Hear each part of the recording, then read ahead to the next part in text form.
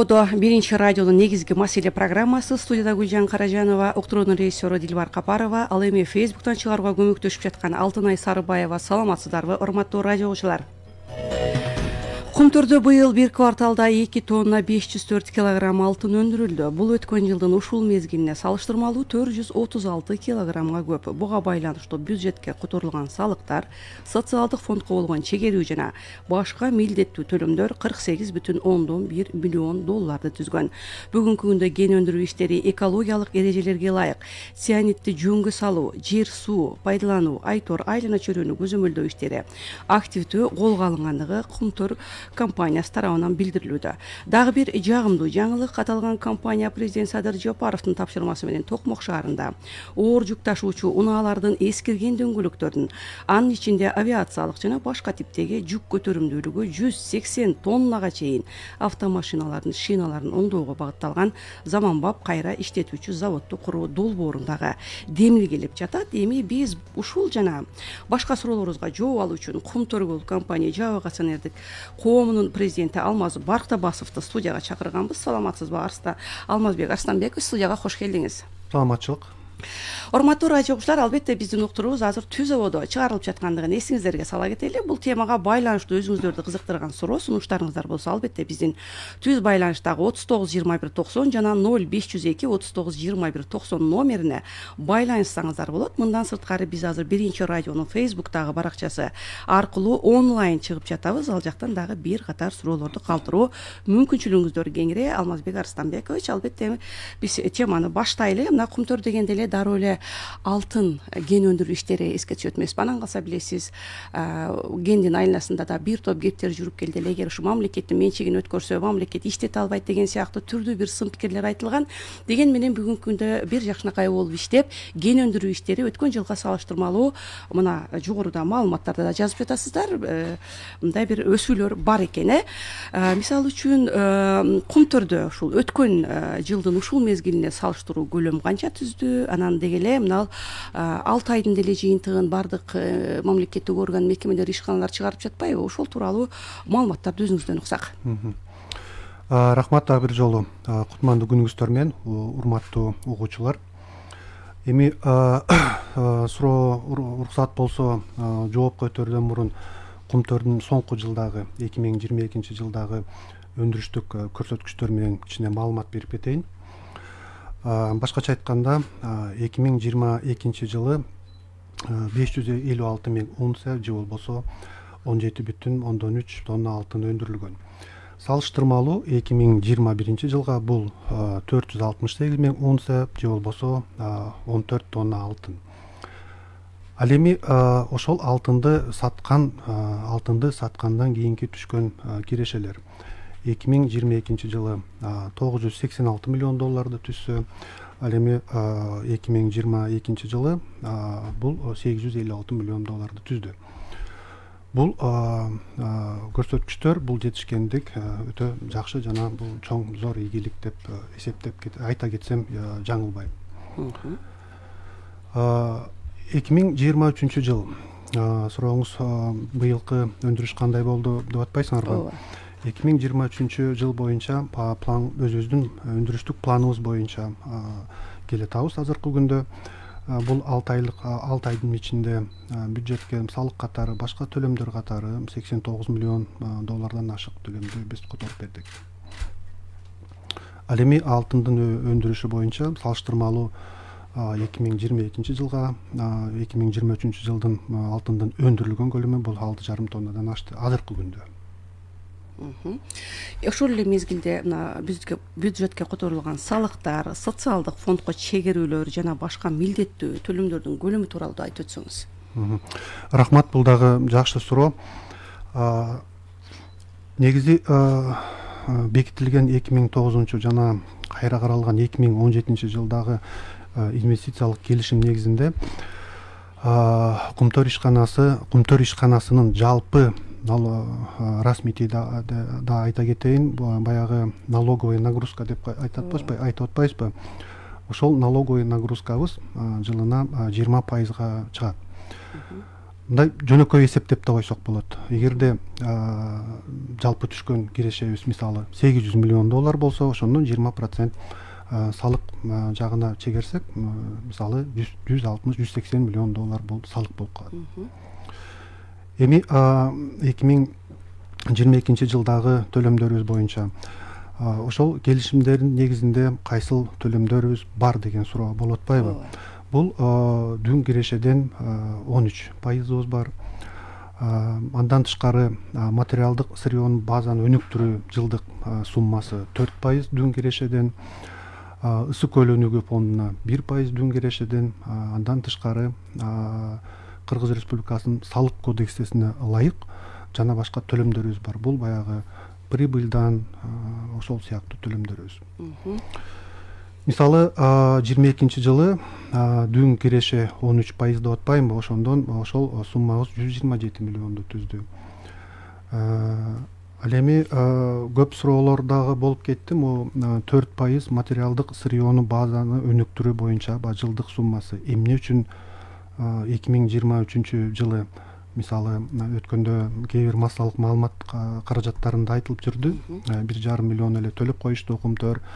Былтыр деген өтө чоң болчу суммасы, артка кетип баратабы деп. Анан бул жерден да белгилеп кетейин дегеним, кээ бир массалык маалымат каражаттары менен биз чынында иштебей калдык былтырдан бери. Бирок кандай гана болбосун суранат элем туура маалыматты берсе деп. Мисалы ошол МСБ 4%-ыбыз 2022 жылы эмне үчүн ошондой сумма болду? 200 миллиондон ашык. Бул 2015-2020 жылга чейинки төлөнбөгөн 4%. Салык кызматынын текшерүүсүнөн кийин ошол биз төлөмдү төлөп бердик. Ошол сумманын баары 2015-теги 2021 жылдагы ошо 22 жылы төлөндү. Андан тышкары 22 жылдын материалдык сырьё база өнүктүрүү суммасы дагы ушул жылда төлөндү да. Ал эми быйыл ошол биринчи жарым жылдыкта төлөнүп турган жанакы $1,5 миллион деген ошол 2022 жылдагы сумманын калып калган остатыгы деп айтсам болот. Негизи бул материалдык сырьё базасынын суммасы, жылдык суммасы календарный жыл бүткөндөн кийин эмки жылдын апрелине чейин төлөнүш керек. Азыркы күндө мисалы 2023 жылдын ушул суммасы, жылдык суммасы 24 жылдын апрелине чейин төлөнөт. Бул маалымат катары да. Демек, мына ушундай маалыматтарды бүгүнкү күндө тастайсыздар. Деги эле мына ушул жерде жанагындай чегерүүлөр деп атпайбызбы, бир катар чегерүүлөрдү атап өттүңүз. Ошол эле мезгилде жана жергиликтүү өнүктүрүү фонддору бар эмеспи? Ал жерлерге дагы мындан сырткары ар кандай бир табигый кырсыктардан дагы жабыркаган ушу ысык көлдө түбү району болуп атат. Ошол жерлерге дагы сиздердин өзүңүздөрдүн ушу акча которууларыңыздар болуп атат. Ушулар тууралуу да айтып өтсөңүз. Мындан сырткары нарынды өнүктүрүү боюнча дагы ысык көл бар бул жерде. Булар боюнча кандай маалыматтарыңыз бар? Рахмат. Жергиликтүү өнүктүрүү фонддорду колдоо боюнча мисалы ошол нарын Теңир Тоо Нарын облусунун өнүктүрүү фондуна төлөмдөр дүн кирешеден 0,6% түзүш керек.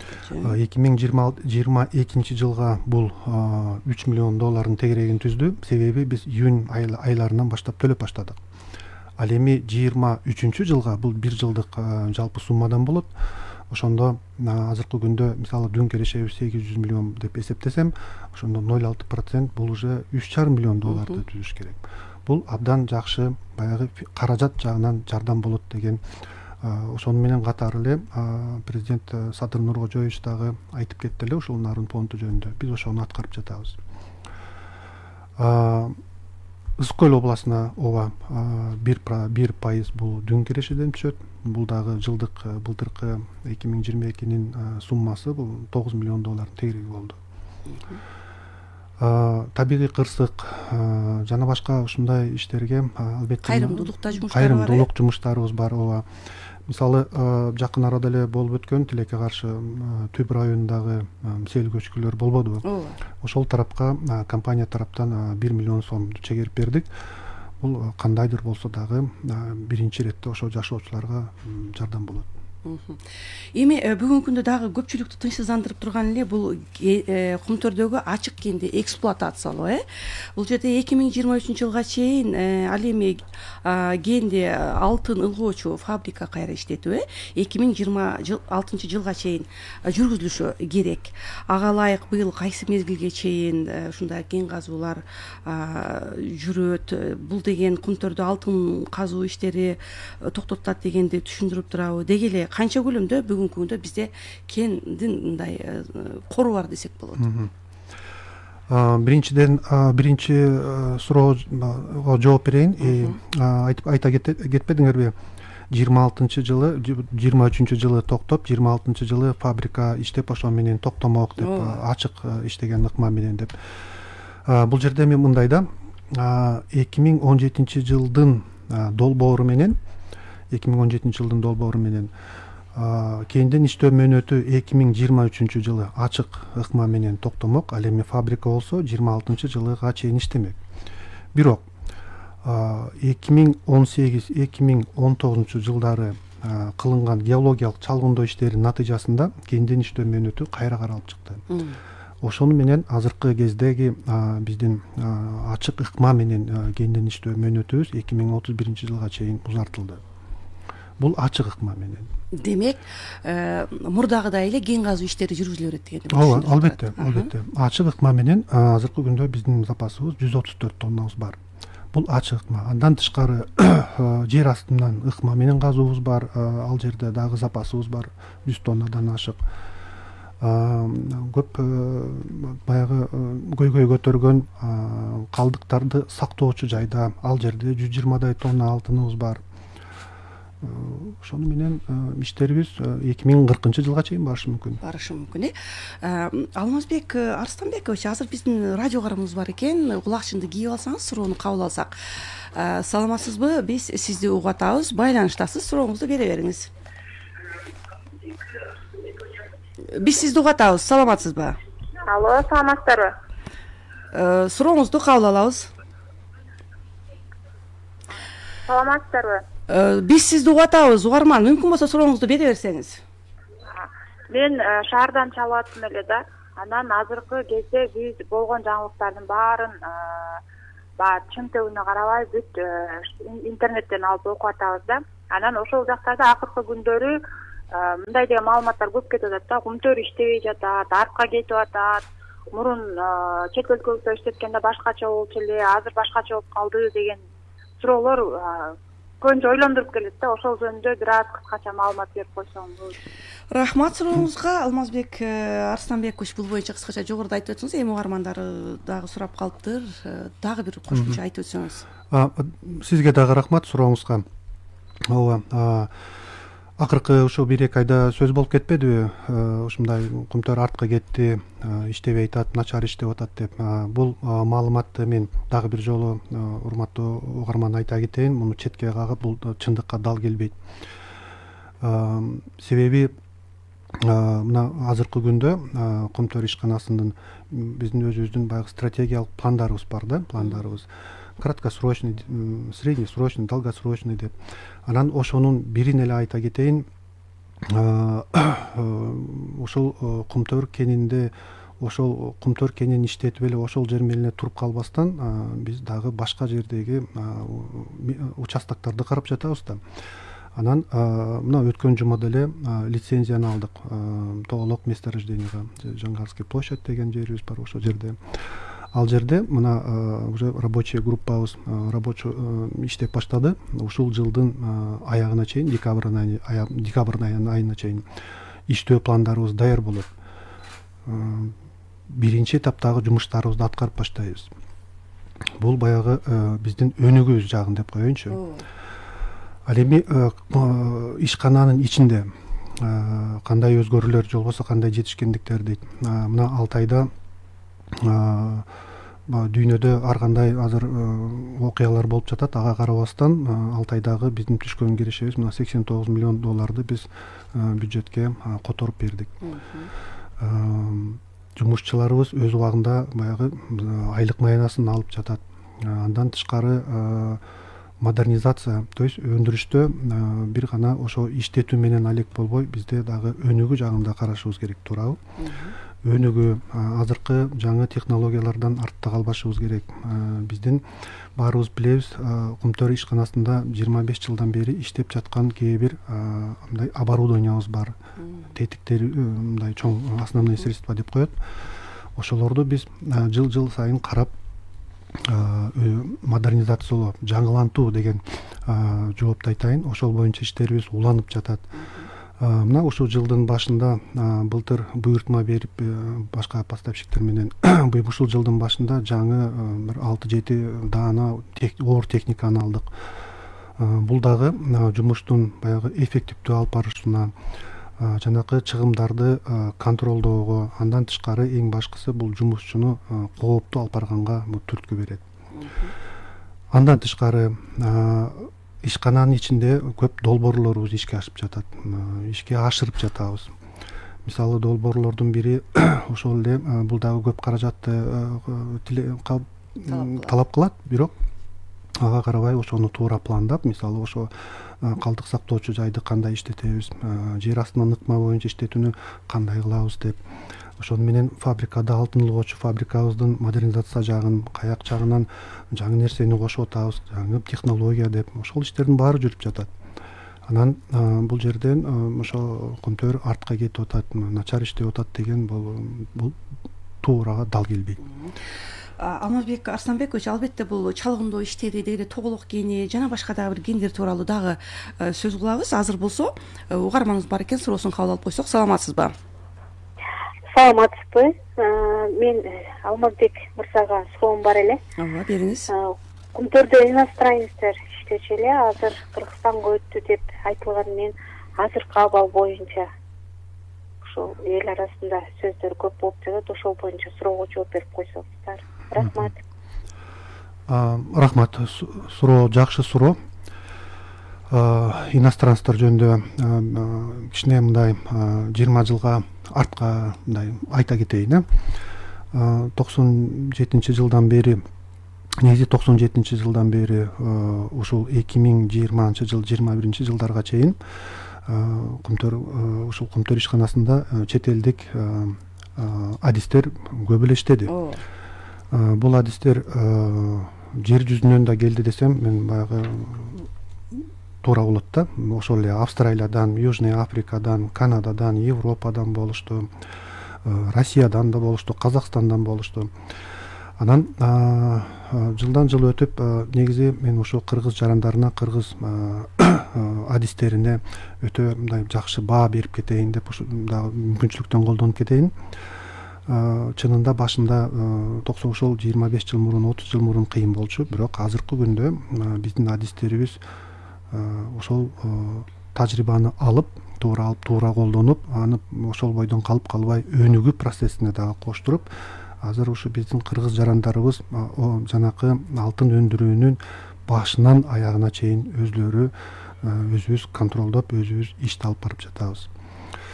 Мисалы бүгүнкү күндө бир дагы чет элдик жаран жок дегенге. Жок, чет элдик жарандар бар. Бул эгерде бүгүнкү күндө биздин жалпы иштеген жумушчулардын саны 3200 болсо, ошонун 16-сы, 17-си чет элдик адистер. Булар жанакы алтын улгоочу фабрикада бар, оор техниканын тейлөө жагында бар. Себеби да бир жолу кайталап кетейин, ошол эле оор техника бул жыл сайын өзгөрүп турат, жыл сайын модернизация болуп турат. Ошол заводдон мисалы жөнөкөй мисал Toyota машинени деле карасаңар, жыл сайын ар башка болуп турат. Ошол себептен ошол специалисттер, ошол жакты жакшы билген специалисттерди биздин балдар менен чогуу иштешет. Мисалы 20 биздин жергиликтүү жаран болсо, ошонун арасында бирөө чет элдик адис болот. Бирок алардын баягы иштөө контракттары постоянный эмес. Мисалы 1 жыл болобу, 1 жылга керек болсо алып калабыз, кереги жок болсо анда уже ал контракттан биз үзөбүз. Бул дагы конкурс менен кабыл алынат. Албетте. Бардык жумушка кирүүсү, жумушка алуу бул бүт конкурс менен. Эч кандай тааныш билиш мурдагыдай болгон. Буга чейин дагы бир кептер айтылып жүрдү эле, ушул өздөрүнүн эле тааныштарын алып барып иш көрүнүштүрүп атыптыр. Эч кандай адистиги жок эле. Анан укмуштай болгон акчаны да төлөп берет экен дегенде кептер жүрдү эле. Эми тааныш билиш мүмкүн, мурда болушу мүмкүн. Бирок мамлекетке өткөндөн бери өлкөбүздүн президенти Садыр Нуркожоев дагы тапшырманы так койгон, министрлер кабинети дагы Акылбек Үсөнбековичтен эч кандай мындайды кайталанбаш керек деп. Менин деле эки башым жок. Бардыгы ошо биздин процедурабыз бар, жумуш калган боюнча комиссиябыз бар. Мисалга айта кетейин, могуреки жакын арада биз оор техниканы айдоочуларга конкурс жарыялаганбыз. Ошондо 300дөн ашык киши өзүнүн баягы анкетасын жазган. Анан ошо бардыгы ачык болсун деп государственная кадровая служба менен биз чогуу ишти алып барып, ал жерден баягы компьютердик тестти өткөрдүк. Ошондон өтүштү. Ал жерде эми эч ким кийлигише албайт. Тегерегинде 4-5 камера турат, баары онлайн. Результатын берип аткан баягы суроого жооп берип аткан бала өзү эле көрүп турат, баягы аягындачы. Момча бал болупур, өтүп бермин же болбосо өтпөй калыпырмын деп. Андан кийин ал компьютерный тест болгондон кийин оозеки сүйлөшүү болот. Андан кийин практически жанакы өзүнүн тажрыйбасын көрсөткөн боюнча дагы иштер жүргүзүлөт. Ошонун аягы менен мисалы азыр ошо 350дөн ашык киши берген, ошондон 32-30 кишини биз тандап калдык. Демек, мындай айтканда профессионал кызматкерлер ошол жерде иштесек болот, иштеди дегенге болот. Алмазбек Арсланбекович, суроолор албетте көп болуп атат. Мындан сырткары дагы бир угарманыбыз бар экен, суроосун кабыл алсак. Саламатсызбы? Саламатсыздарбы, Гүлжан эже, Алмаз аке, саламатсызбы? Саламатсыз. Менин атым Акрам, Жалал Абадтан, Кошкор Ата шаарынан чалып аттым эле силерге. Ушул бир суроом бар эле да. Күндөр уже мындай кыргыз элиники болуп калды деп интернеттен деле, мындай эл арасында деле гап деле болуп атат. Анан бир суроо да, ушу алтын казат экен, алтынды чыгарат экенбиз. Ошол казган жерге, алтын чыгарган жерге биз жөнөкөй адамдар барып, көрүп, ошонун бар жогун карап келсек болобу? Демек, бул жерде жөнөкөй жарандардын дагы ошол ишке катышуусун же болбосо бир гана экскурсия деп коелучу, ошондой бир көрүп келүүсүнө да шарт түзүү жөнүндө суроо эле. Дагы бир угарманыбыз бар. Саламатсызбы? Саламатсызбы? Сиз байланыш угуп атабыз. Мен балык шаарынан чалып атам да, ушул жанагы кумтөрдүн оор техникаларынан чыккан дөңгөлөктөр боюнча мына балыкчыда ошо кумтөргө караштуу складда жыйылып турат да. Ошонун тагдыры кандай болот? Же ушу кайра иштетүү жагы каралабы, же ошо жыйылып тура береби? Ошонун жагын суроо. Рахмат. Эки суроого. Рахмат суроолоруңарга. Биринчиден экскурсия боюнча албетте бир гана ошо жергиликтүү жарандар эмес, дүйнө жүзүнөн дагы көп кишилер, ошо башка горнорудный компания менен иштеген кишилер дагы ушундай кызыгышат. Барсак болот эле, көрсөк болот эле, кандай деп. Себеби баарыбыз билебиз, бул Кумтөр ишканасы, проект Кумтөр долбоору өтө мындай уникалдуу десем мен туура болот. Себеби рудник өзүнүн турган жери 4000 метр бийиктикте, иштеген шарты татаал. Ошону менен катар жаратылыш өтө кооз ал жерде. Анан заманбап азыркы күндө ошондой бийиктикте жумушту алып алтынды казып алуу иштери ошондой заманбап технология, техника менен биздин адистер менен иш алып барып жүрүп атабыз. Экскурсия боюнча өзүңүздөр жакшы билесиңер, ушул 2 айдын 3 ай болуп калдыбы Кумтөр эми буга чейин деле стратегиялык объект болчу. Азыр бул талап дагы күчтөндү. Бардыгына мисалы эртең алып барып көрсөтүп же болбосо бүрсү күнү дагы бир 10 чакты кишини алып барып көрсөтүүгө биздин андай шартыбыз жок. Эгерде кандайдыр бир маалыматтар же болбосо видео материал болсо, албетте биз даярбыз. Биздин даяр материалдарыбыз бар. Ошол эле Кумтөр сайтын аны дагы азыр мындай жаңылантып жатабыз. Ошол жерде дагы жакшынакай маалыматтарыбыз бар да. Кумтөргө кимдер башка иштегенден башка кимдер бара алат? Биринчи тарапта биз ошол Кумтөргө тиешелүү долбоорлорго, Кумтөргө ичинде аткарылып жаткан иштерге тиешелүү адистер же болбосо башка консультанттар болобу, ошолор менен албетте тиешелүү процедурадан өтүп андан кийин барабыз да. Бирок дагы бир жолу айта кетейин, ачык бардык кишиге кирип карап эметкен көргөнгө бул андай мүмкүнчүлүгүбүз болбойт. Себеп объект стратегический, андан тышкары объект бул өтө оор техника бар, көп нерселер жүрүп атат, кооптуу жагы да бар. Андан тышкары бул бийиктик, 4000 бийиктик. Көп эле киши айтат, мен бара алам, мен чыдайм, мен ден соолугум жакшы дейт. Бирок мен деле башыман көп өттү. Биз көп кишини кайра ошо медиктер менен жардам көрсөтүп, биринчи жардам көрсөтүп, кайра алып түшкөн күндөр болгон. Кан басым көтөрүлүп кетиши мүмкүн, жогору чыкканда. Экинчи суроо балыкчы боюнча. Ал эми дөңгөлөктөр, иштетилген дөңгөлөктөр боюнча бул да көйгөйлүү маселе, туура суроо негизи.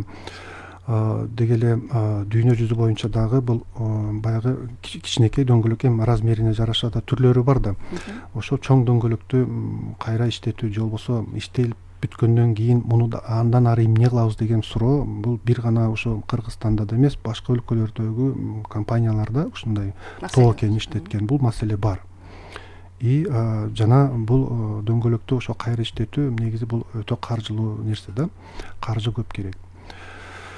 Анан эмне бүгүн кандай иштерди аткарып жатабыз? Ооба, Кумтөрдөн дагы орточо размердеги, жанагы чоң размердеги ишке жарабаган дөңгөлөктөр чыгат. Ошонун негизинде азыркы күндө Токмок шаарында бүгүнкү күндө жакшынакай инвестициягын биз жасадык. Ошол жерде биздин 2 цехибиз бар. Бирөө болсо иштетилге жарабаган дөңгөлөктөрдү кайра иштетүү боюнча цехибиз.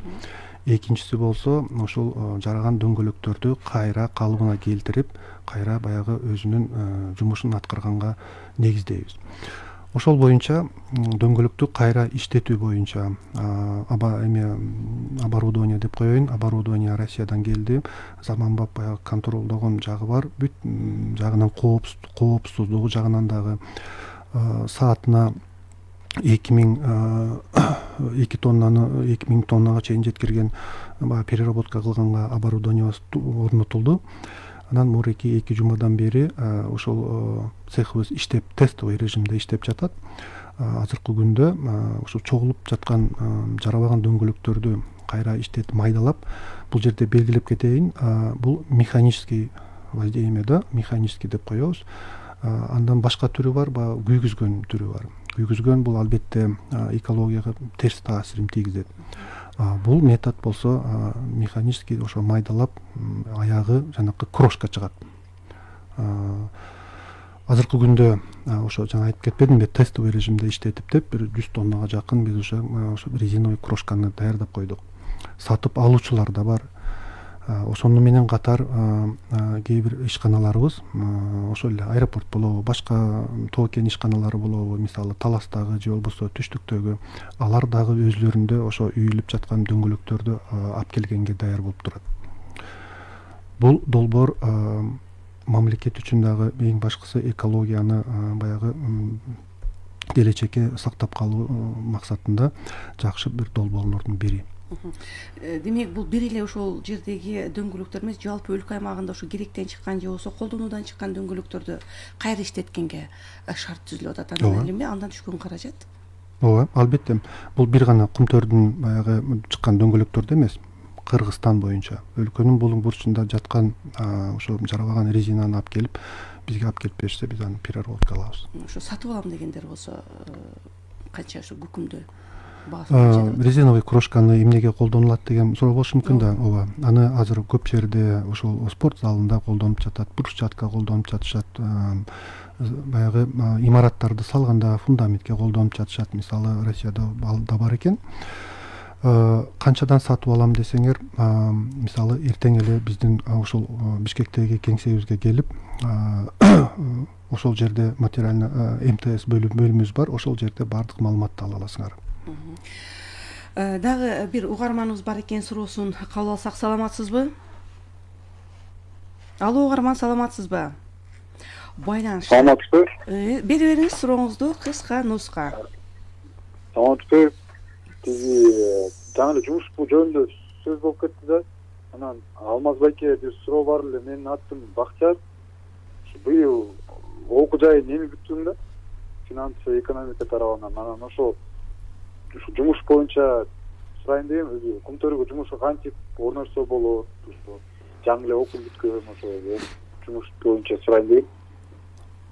Жаш кадрларды. Рахмат, Бактияр. Эми жумуш орду боюнча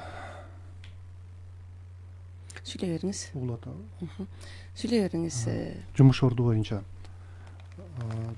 боюнча мындай деп жооп берейин. Негизи жумуш орду кайдан пайда болот деген да суроо болушу мүмкүн да. Себеби биз күндө эле же болбосо эртең же бүрсү күнү күндө эле жумушту ала бергендей дагы шартыбыз болбойт. Бул кайдан пайда болот?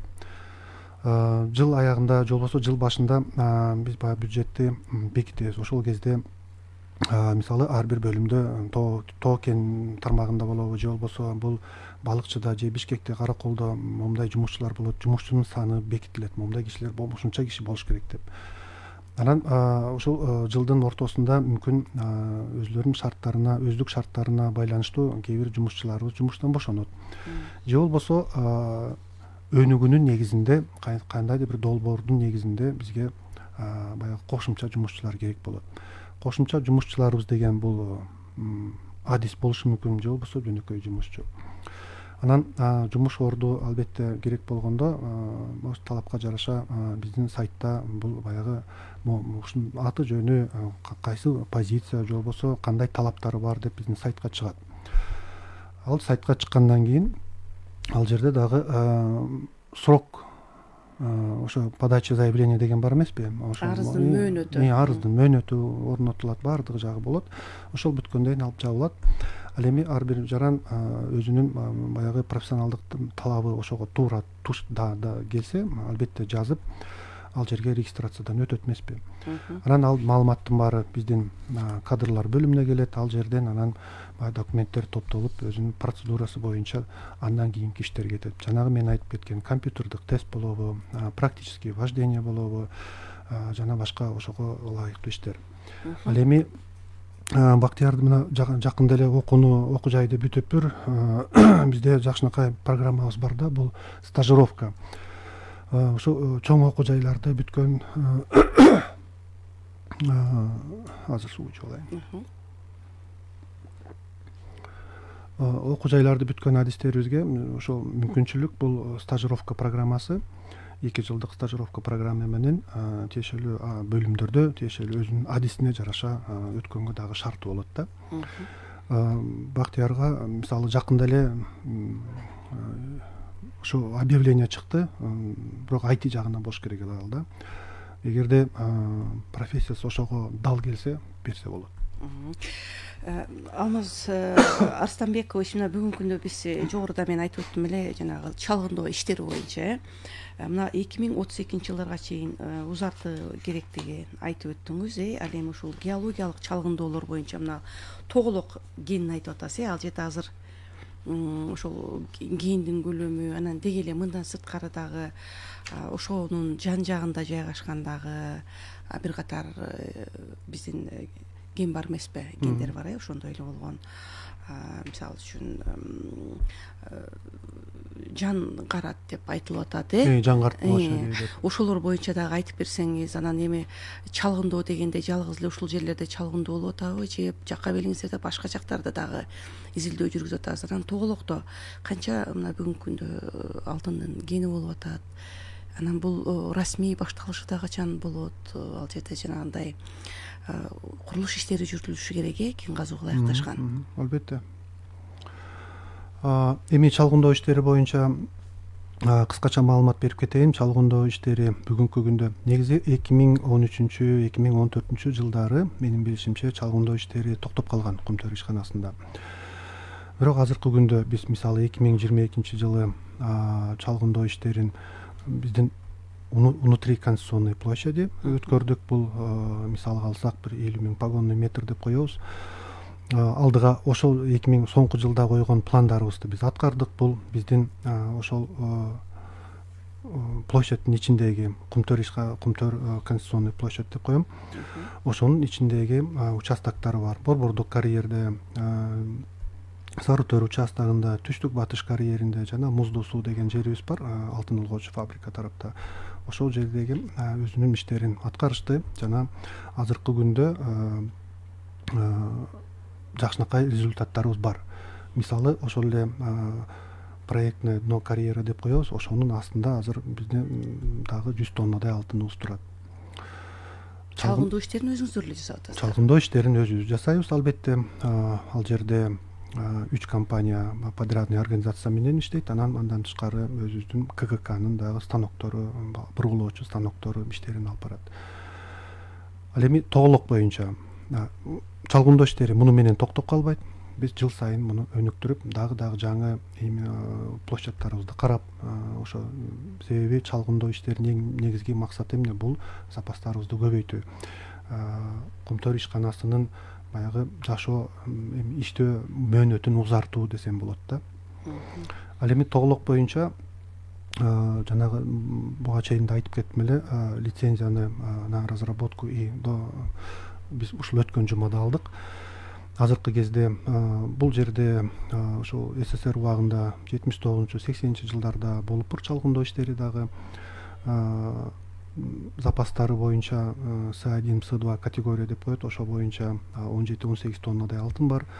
Ал эми Жаңгарт өзүнүн площади, ал жерде чалгындоо иштерин да улантабыз буюрса. Ал жерде перспективада 100 тоннага чейин алтыныбыз бар да. Качан башталат деген суроого биз азыр ошол мурдакы жасалган чалгындоо иштерин биз тастыктайбыз. Андан кийин ошонун негизинде албетте ТО деген болушубуз керек, техникалык экономикалык негиздемеси болуш керек. Себеп биз экономиканы эсептейбиз, ошонун негизинде анан ал качан разработка, кийинди иштетүү кайсы күнү башталат, ошондон чыгат. Дагы бир угарманыбыздын суроосу бар. Аны да угарманыбыздын суроосу жок экен. Анда мына ушул Кумтөрдүн тегерегинде негизи эле ушул экологияга байланышкан суроолор арбын болуп келет. Жогоруда сиз айтып өттүңүз, мына ачык эксплуатациялоо иштери 32 жылга чейин, 31 жылга чейин дедиңиз, узартылды деп. Демек бул жерде мөңгү деген кеп бар. Буга чейин ошол кен казуу иштеринен улам мөңгүлөрдүн жылып кеткендиги, ал жерде бир авариялык учурларды дагы кептеди да. Мына ушул мөңгүлөргө мониторинг жүргүзүлүп жатабы? Деги эле ушул айлана чөйрөгө таасирин азайтуу жаатында кандай бир жумуштар аткарылууда? Абдан жакшы суроо. Урматтуу угармандар, эми экология боюнча Кумтөр кенинде экологияны сактоо боюнча иштер Кыргыз Республикасынын мыйзамдарын жана эл аралык стандарттарын негизинде жүргүзүлүүдө. Жана ушул негизде эле биз жүргүзүүнү улантабыз. Мөңгүлөрдү мониторинг жүргүзүү иштери боюнча билишимче ошо 2014-жылдын азыркы убакытка чейин Кумтөр менен Улуттук илимдер академиясынын суу проблемалары жана гидроэнергетика институтунун келишимдеринин негизинде ушул эле институттун жана эл аралык институттардын окумуштуулары жүргүзүшүүдө. Мына кече мурда күнү эле ошол Кумтөр тарапта болуп келишти. Япониялык дагы окумуштуу бар экен. Эртең биздин бул Бишкектеги кеңседен ал киши менен дагы жолугабыз. Мөңгүлөрдү мониторинг жүргүзүү иш-чараларынын жыйынтыгы боюнча институттун окумуштуулары ар жыл сайын өзлөрүнүн илимий отчетторун берип турушат. Албетте болушу мүмкүн баягы тоо кен иштери жүргүзүлүп жатып, ошонун негизинен мөңгү дагы азайып атат дегенчи. Бирок андан тышкары баарыбыз жакшы билебиз, маалыматта дагы бар. Бул баягы глобалдык жылуулануу деген дагы өзүнүн баягы таасирин тийгизип жатат да. Ал эми экологияны Кумтөр өзүнүн ишкананын ичинде экологияны көзөмөлгө алуу, жаратылышка аяр мамиле жасоо боюнча биздин мындай өзүнчө экология жактан адистерибиз бар. Алардын өзлөрүнүн жылдык, айлык, күндүк пландары бар. Андан тышкары ошол пландарында ошол эле сууну, ошол эле өсүмдүктү, ошол эле жаныбарларды көзөмөлгө алуу, мониторинг кылуу деген иштери менен биздин тиешелүү институттар менен иштерин алып барып жатышат.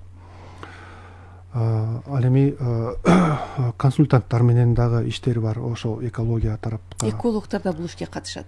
Да, албетте, албетте.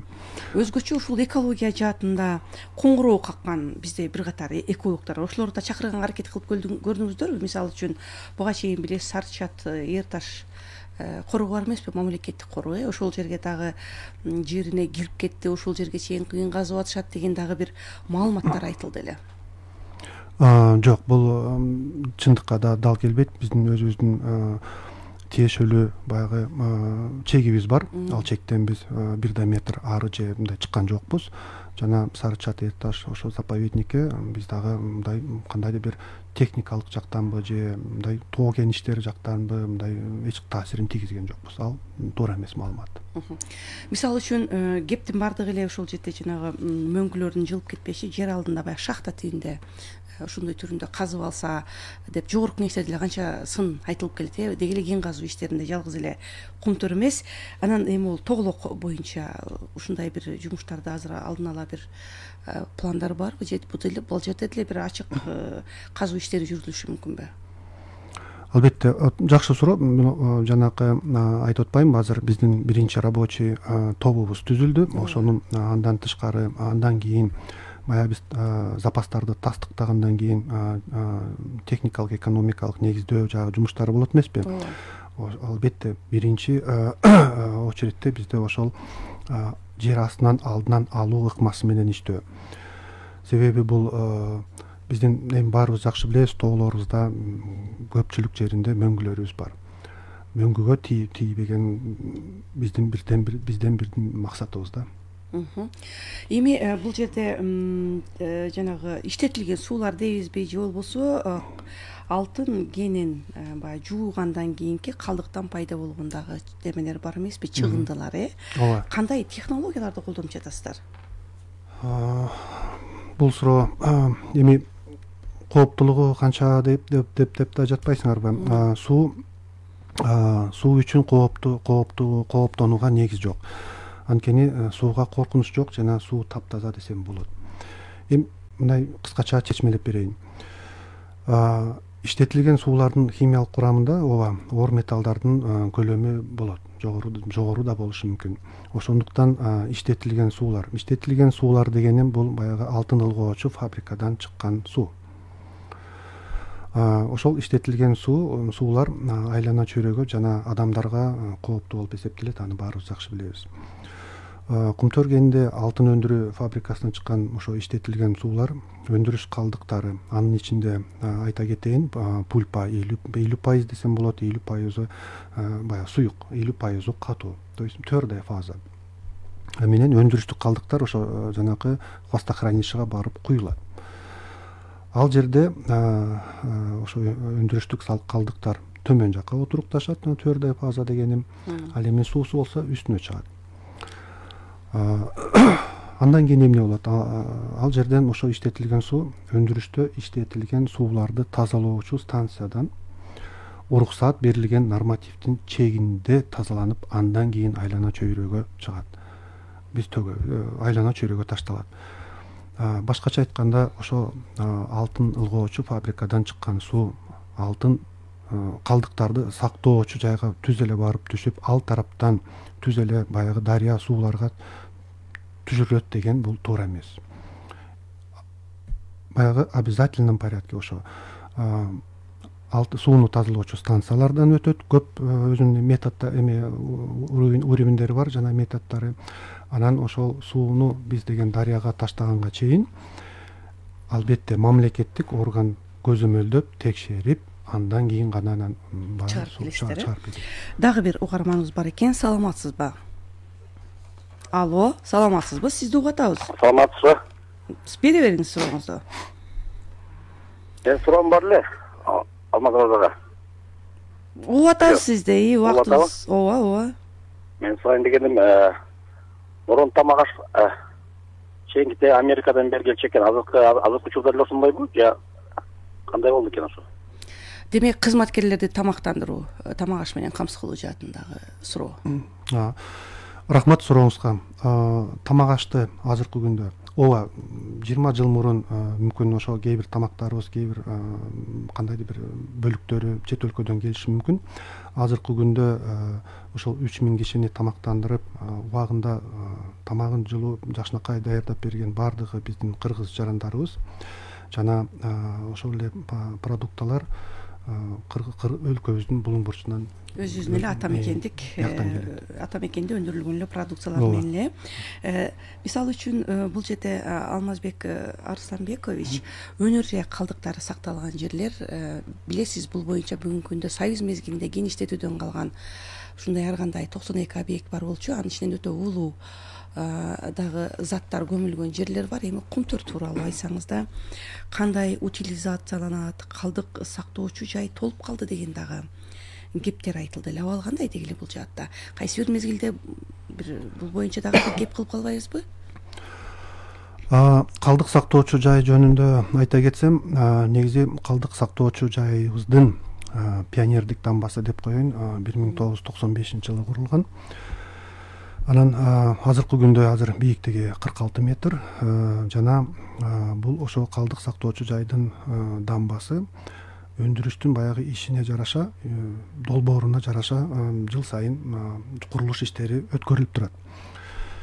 2022-жылы ал курулуш иштери болгон эмес. Ал эми 23-жылы биз ушу жаз айында баштадык. Ошондо бул курулушка чейин эле азыркы көлөмү бул 2024-жылдын аягына чейин жетет.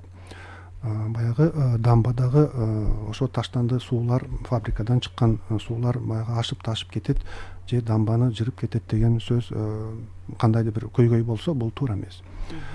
Азыркы биз курулуш жасап дамбанын бийиктигин көтөрүп жаткан иштерибиз буюрса аяктаса, жалпы көлөмү 2026-жылдын аягына чейин жетиштүү болот. Дамбаны биз кандай көзөмөлгө алабыз? Ошону да айта кетейин. Дамбаны көзөмөлдөөдө адистерибиз бар, өзүбүздүн службабыз бар, заманбап техникалары бар. Баягы дамбанын кыймылдашы болобу же болбосо температурасынын өзгөрүшү болобу, ошонун баарын көзөмөлгө алып турушат. Мисалы үчүн анан калса Кыргызстан географиялык жактан ар кандай табигый кырсыктарга дагы көп катталган өлкө болуп эсептелебиз. Бул жагы дагы эске алынды беле? Ошол эле калдык сакталган жер болобу же болбосо жанагы иштетилген суулар боюнча бир кайсы бир кырсыктардын алдын алуу жаатында дегиле канчалык бул эл аралык тараптарга жооп берет деген болот алар? Ал боюнча дагы бир жумуштар жүрүп жатса керек. Эми коопсуздугу жагынан эл аралык баягы талаптарга, андан тышкары биздин өзүбүздүн мамлекетибиздин ошо текшерүү органдарынын талаптарына бардыгына жооп беребиз. Алдын ала иштеринде ылайыктуу жооп катары айта кетейин. Ошол эле мына жакын арада эле өзүңүздөр билесиңер, ошол Кытай тарапта дагы ошо былтыр соңку жылда дагы жер титирөөлөр көп болуп кетти. Ошонун баягы алдын ала иш чара көрүш үчүн биз да ошол 2 сейсмостанцияны орноттук жана бияктагы Бишкектеги сейсмо институт менен келишим түзүлүп, баягы данныйлар кандайдыр бир өзгөрүүлөр болсо, ошо онлайн тигил тарапка берилип, кайра обработка болуп биз алып турабыз. Андан тышкары биздин көптөгөн заманбап радарларыбыз бар. Ошо жер кыртышынын жылышынбы, баягы скорость движения деп коет. Ошолордун баарын онлайн 24 саат көзөмөлдө турат. Мына сиз жетектеген компания мына бүгүнкү күндө жогоруда топ жерлерде дагы кен чыга турган жерлерди айтып өттүңүз. Деги эле ушул Кумтөрдөн башка, Тоголоктон башка дагы бир кен чыккан жерлерди иштетүү пландар барбы? Же бүгүнкү күндө мүмкүнчүлүгүңүздөр канчалык? Мүмкүнчүлүгүбүз албетте бар. Жана айткандай бул Тоголок биринчиси, андан кийин мына жакын арада азыр биз ушул Коюнденский площадь дегенибиз бар, Кумтөргө жакыныраак жеринде. Кумтөргө жакыныраак жерде Чолокторский площадь, Коюнденский площадь, ошол жерден азыр лицензиясын кармап турган ээси менен сүйлөшүп жатабыз. перспективада ал жерде дагы кандайдыр бир иштерди алып барабыз. Андан тышкары эгерде ошол эле Кыргызстаныбыздын түштүк тарабынан болобу же талас тарапта мисалы жакшы тоо кеништери бар кайсы гана жер болбосун биздин адистерибиз, даяр адистерибиз бар. Техникалык жактан, материалдык жактан базабыз дагы бар. Биз бөлүшө алабыз, же болбосо ошол жерден өзүбүздүн филиалды ачып деп коеюн, даже башка бир ошо филиалга окшогон өзүбүздүн эле бир бутагыбызды алып кете алабыз да. Анан калса бүгүнкү күндө ушул кандай гана өлкөдө иштетилген кен болобу, жол салуу болобу, баардык жумуштардын баары тең Кыргызстан өзү жол курабы, өзү иштетеби, мына ушундайларга приоритет ошол болуп жатпайбы? Алмазбек Арстанбекович, мына кийинки мына ушу жыл соңуна чейинки пландарыңыз менен уктуруубуз жыйынтыкталганга аз эле калды. Ушу жыл соңуна чейин кандай пландарыңыздар болуп атат? Деги эле канча көлөмдө дагы өндүрүлүш күтүлүп атат? Буга өзүңүздөрдүн даярдыгыңыздар, деги эле ушул ыргакты биз кармап кала алабызбы? Бул суроого мен мындай деп жооп берейин. Ушул 2023 жылга биздин өндүрүштүк план боюнча 14 тонна алтынды өндүрүшүбүз керек. Бул эгерде унцияга которсок 450 миң унция. Ал эми ошол унцияны өндүрүп алыш үчүн тоо кеништерин жүргүзүп барабыз. Тоо кеништерибиз албетте биздин Борбордук карьерде, Сары Төр жана Түштүк Батыш карьерлеринде болот. Биринчи жарым жылдыкта планыбыз боюнча ушул Түштүк Батыш жана Сары Төр карьерлеринде биз үстүңкү катмарды алуу боюнча Рудага жетишибиз керек да. Рудага жетиш кенди алыш үчүн үстүңкү катмарын алышыбыз керек. Ошол иштерибиз пландалган, ошол иштерибиздин планыбыз ишке ашты. Биринчи жарым жылда ошол кенди биз Борбордук карьерден бермекпиз. Ал эми жанакы айтып кеткен 2 карьерден болсо биз тиги катмарды алуу боюнча иштемекпиз. Аны иш жүзүнө ашырдык. Ал эми экинчи жарым жылдыкта ушул 2 карьерден биз кенди беребиз жана Борбордук карьерден. Ошону менен жанакы планга койгон 450 миң унцияны биз беребиз. Муну менен тышкары албетте жана буга чейин айтып кеткен биздин салык төлөмдөрүбүз план боюнча дагы ишке ашат жана алдыда боло турган баягы дивидендтерибиз, акционерибизге дивидендти дагы бөлүп бергенге даярбыз. Чоң рахмат Алмазбек Арстанбекович, берген маалыматтарыңыз үчүн жана маанилүү жаңылыктарыңыз үчүн сизге ыраазылык билдиребиз. Биринчи радиого берген маалыматтарыңыз албетте жыл соңунда дагы бир кайталанат деп ишенип туралы. Ишиңиздерде ийгиликтер боло берсин. Урматтуу радиочулар, Кумтөр кенинде кен казуу иштери өлкөнүн экономикасына салымы, деги эле кен казуу иштеринде буга чейинки кетирилген кемчиликтердин кайталанбашы үчүн аткарылып жаткан жумуштар туурасында Кумтөр Gold Company жабык акционердик компаниясынын президенти Алмаз Барктабасов менен баарлаштык. Түз эфирде Гүлжан Каражанова болуп бардым. Сак саламатта туруңуздар.